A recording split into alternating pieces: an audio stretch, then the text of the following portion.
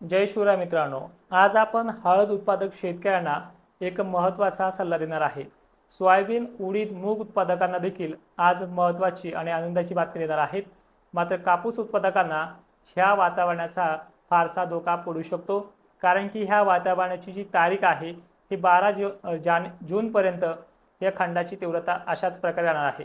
या कालखंडामध्ये आभाळ येत राहील, बारीक बुरबुर, फटकारे किंवा एखाद-दोन लोकेशनला बरा पाऊस होईल अशी कंडिशन ही खंडकाळातल्या 20% भागामध्ये पाऊस पडण्याची असते. 80% भागांना फक्त आभाळ येईल, फटकारे पडतील अशी कंडिशन राहील. कोकण किनारपट्टीला ऑलरेडी पाऊस हा खंड नाही हे देखील तुम्हाला सांगितलेलं आहे. तो मेसेज देखील मी स्क्रीनवरती हायलाइट करतोय. आणि बरेचसे जण ह्या गोष्टीचा भाऊ करतात की खंड सांगणारे गेले कुठे. तर मित्रांनो, खंड हा कोकण किनारपट्टी, सातारा, पुणे या भागामध्ये नाहीच सांगितलेला आहे. त्या मेसेजमध्ये सरळ सरळ उल्लेख केलेला आहे आणि व्हिडिओमध्ये केलेला आहे. पण महाराष्ट्रामध्ये जसं की विदर्भ, खानदेश आणि पश्चिम महाराष्ट्रामध्ये या भागातही खंडाची तीव्रता 80% राहील. 20% भागांना पाऊस होणार आहे, तोही व्यवस्थित होईल.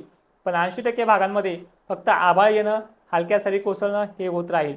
बट ठीक आहे, हा झाला आपला सांगण्याचा माध्यमातून.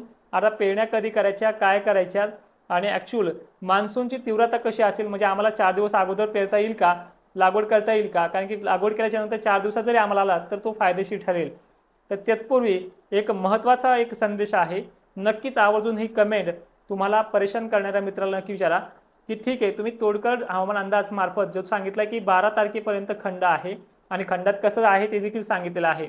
मग तुम्ही सुद्धा हा खंड नाही म्हणतात, मग पेरणीच्या तारखा तुम्ही तोडकरांच्या तारखेपर्यंत का रोखून धरल्यात?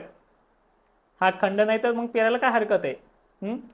जे जे म्हणतात की तुमचा खंड कुठे गेलाय, आभाळ आले की खंड कुठे गेलाय, मग तुम्ही पेरणी का करत नाहीये? 10 तारखेपर्यंत सगळ्यांनी का सांगितले की 10 तारखेपर्यंत पेरणी करू नका? मान्सून निष्क्रिय आहे. मान्सून सक्रिय असल्यानंतर मान्सून हा सर्वदूर पडतो. निष्क्रिय असल्यानंतर तो कुठेच पडत नाहीये. फक्त आभाळ येते, चटकारे पडतात आणि आजूबाजूच्या कोकण किनारपट्टीच्या लगतच्या भागांना तो जोरदार बसतोय. फक्त एवढंच आहे मित्रांनो. चला हा विषय सोडून द्या. जेवढं सांगितलंय कमेंट ते आवर्जून त्यांना करा आणि विचारा की तू का पेरणीसाठी थांबला म्हणा मित्रा. ठीक आहे. तर आता एक महत्त्वाचा प्रश्न आहे हळद उत्पादक शेतकऱ्यांचा की हळदीसाठी जे वातावरण आहे ते पोषक सध्या सुद्धा आहे. तुम्ही बिनधास्त हळदी लागवड करा, पण तुम्हाला त्या हळदीवरती एक स्प्रिंकलर 2 तासासाठी चालवायच लागेल. एकदा चालवलं की तुम्हाला पुन्हा पाणी द्यायची गरज पडणार नाही, कारण की आठवड्यानंतर मान्सून पुन्हा सक्रिय होतोय. दुसरी महत्त्वाची गोष्ट, सोयाबीन उत्पादक, उडीद उत्पादक आणि मूग उत्पादक तुम्हाला सुद्धा पेरणी योग्य ओळ झालेली आहे. तुम्हाला 8 दिवसानंतर पुन्हा त्याच्यावरती पाऊस होणार आहे आणि तो पीक दाबेल असा नाही आहे, कारण की मान्सूनचा पाऊस हा मध्यम स्वरूपाचा राहील. जवळपास 12 तारखेपासून याची ॲक्टिव्हिटीला सुरुवात होईल. खंडाची तीव्रता 12 तारखेपर्यंत आहे. 12, 13, 14 तारखेपर्यंत खंडाची तीव्रता संपुष्टात येईल आणि 13-14 तारखेला वातावरण हे सक्रिय होईल. पडणार नाही आहे जास्त प्रमाणामध्ये. पडण्याची तारीख जी आहे ती 15 आणि 16 जून आहे, कारण की मान्सून सक्रिय होणं, मुंबई कोकण किनारपट्टीवर पुन्हा रमणं आणि महाराष्ट्र पुन्हा व्यापणं याच्यामध्ये वेळ लागतोय. त्यामुळे 15 तारखेपासून ते 20 तारखेपर्यंत बऱ्याचशा भागांमध्ये समाधानकारक पाऊस झालेला असेल. आपल्याला पेंडवालता जरी झाला, कारण की ओल भरपूर आहे, तरीही आपल्या पेरण्या सुखरूप पार पडतात आणि 8 तारखेला ॲक्च्युअल जिल्ह्यानुसार ज्या तारखा आहेत त्या जाहीर करणार आहोत. उडीद मूग उत्पादक शेतकऱ्यांनी आणि सोयाबीन उत्पादक शेतकऱ्यांनी आता आहे त्या ओळीवरती पेरलंय. फक्त कोरडवाहू शेतकरी थांबायचे. पेरलं तर तुमचं उगेल, कारण की उगवण्याची जी क्षमता आहे, ओळ जी आहे ती चांगल्या पद्धतीने आहे. कापूस उत्पादक शेतकऱ्यांना लागवडीसाठी का थांबवतोय?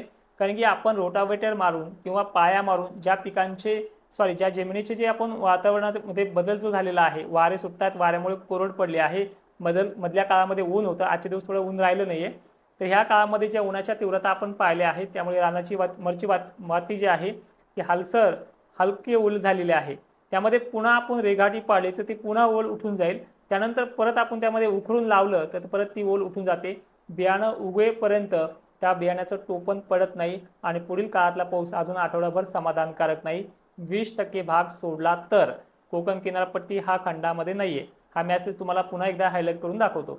आणि विशेष म्हणजे आता 12 तारखेपर्यंत हा खंडाची तीव्रता संपल्याच्या नंतर कुठला भाग हा पहिल्यांदा येईल याची गॅरंटी नाही, कारण की पहिला पाऊस पडेपर्यंत मान्सून जेव्हा दुसरा लो प्रेशरचा पट्टा घेईल तो दिशा ठरवत आहे. तर याचा सरळ फायदा खानदेश, मराठवाड्यामध्ये होण्याचे चान्सेस आहेत. विदर्भाला सुद्धा याचा फायदा होईल, पण त्याची जी तीव्रता आहे ही 40% ते 50% आहे. त्या टायमिंगला खंड संपलेला असेल. 40% भागांना हा 15 तारखेपासून समाधानकारक अतिशय चांगल्या पद्धतीने हा पाऊस पडणार आहे। त्यानंतर ही कंडिशन जी आहे 2 ते 3 दिवसात संबंध महाराष्ट्र व्यापेल अशी कंडिशन आहे। या कंडिशनमध्ये 2 टप्पे आहेत। काही ठिकाणी पेंडवण येथे काही ठिकाणी चांदणभरी पावसाची शक्यता राहील, तर काही ठिकाणी तिसरा टप्पा जो आहे 30% टक्केवारीचे हा टप्पे आहेत। यामध्ये हलक्या मध्यम शितोड्याची प्रमाण आहे। यानंतर महाराष्ट्रामध्ये 15 तारखेनंतर पेरणीचे अडथळे, पेरणीचे चिंता ही मिटून जाईल अशा प्रकारचं वातावरण हे पुढील काळात बनतंय। मग त्या अगोदर जे हा 7, 8, 9ला जे घडणार आहे याचं तर ऑलरेडी तुम्हाला सांगितलेलं आहे, परत ते सांगायचीही गरज नाही। पण तरी सुद्धा आपल्यासाठी हा महत्त्वाचा संदेश असेल की या काळामध्ये जसे की आज, उद्या, परवा 8, 9, 10 या काळामध्ये कोकण किनारपट्टी, मध्य महाराष्ट्रामध्ये काही ठिकाणी, तर कोकण किनारपट्टीच्या बऱ्याच भागांमध्ये जसे की सांगली, कोल्हापूर, सोलापूर, त्यानंतर पुणे, सिंधुदुर्ग, पालघर, ठाणे, मुंबई हे कोकण किनारपट्टी आणि त्याच्या लगत असलेले सातारा वगैरे जिल्हे जे आहेत पुणे, यांना जोरदार ते चांगल्या पावसाची शक्यता राहील। जवळपास 70% भागांमध्ये, 30% भागांना फक्त आभाळ येऊन बारीक शितोडे पडतील। पण जो खंडाच्या व्यतिरिक्त जो भाग आहे, म्हणजे हा खंडाच्या व्यतिरिक्त आहे आणि खंडाचा जो भाग आहे मध्य महाराष्ट्र, मराठवाडा, खानदेश आणि विदर्भ, यामध्ये सुद्धा 20% भागांना बरा पेंडवणी पाऊस होईल। पण 80% भागांना फक्त आभाळ येऊन अधूनमधून फुगारे पडतील। अशी तीव्रता ही 12 तारखेपर्यंत राहणार आहे। 7, 8, 9 जूनला चुकील थोडाफार बदल झाला तो हाच प्रकार राहील। पण या पावसाच्या भरोशावरती पेरणी करणं, जे म्हणत असतील आपल्याला की हा खंड नाहीये, हा पण पेरणीसाठी तुम्हाला 10-12 तारखेपर्यंत थांबावं लागणार आहे, मग हा खंड नाही आणि पेरणीसाठी थांबवता कशाला हे देखील सांगण्याचा प्रयत्न करा म्हणा।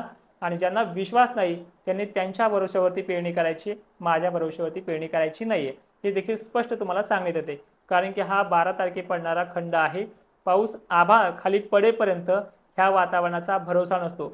हे वातावरण मे महिन्यामध्ये याच्यापेक्षाही कमी होतं, पण पडण्याची क्षमता जी होती ती जास्त होती, कारण की त्या टायमिंगला मान्सून पूर्व पाऊस हा सक्रिय होता। त्या टायमिंगला वारे हे जोराने वाहत नव्हते, आले तर पाऊस घेऊन नंतर जोराने व्हायचे।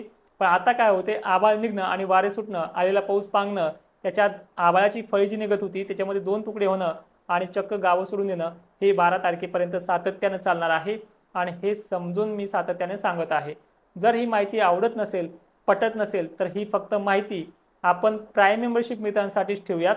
कारण की आपण आता डायरेक्ट इतरांसारखेच हवामान अंदाज द्यायला देखील सुरुवात करूयात। कारण की मागं 2-4 मॉडेलचे नावं घ्यायचे आणि बघा हे मॉडेल असं सांगते, ते मॉडेल तसं सांगते, आणि मग आपण कोणत्या मॉडेलवरती भरोसा ठेवायचा आहे, हे अशा गोष्टी आपण सोडून दिलेल्या आहेत आणि अशा लोकांकडे आपण लक्षही देत नाहीये। त्यामुळे सगळ्यांना एक विनंती आहे, तुम्हाला जर हा खंड वाटत नसेल तर तुम्ही इतरांच्या सांगण्याप्रमाणे पेरणी बिनधास्त करा या कालखंडामध्ये। पण ज्यांना हा खंड खरंच वाटत असेल किंवा मागील वर्षांचा अनुभव असेल, कारण की 15 तारखेपर्यंत कधीच पाऊस हा स्थिर नसतो, हे तुम्हालाही माहिती आहे, अनुभव तुम्हाला सुद्धा आहे। तर ज्यांना वाटत नाही खंड त्यांनी पेरणी करायची, ज्यांना वाटतो खंड त्यांनी थांबायचं आहे। जय शिवराय।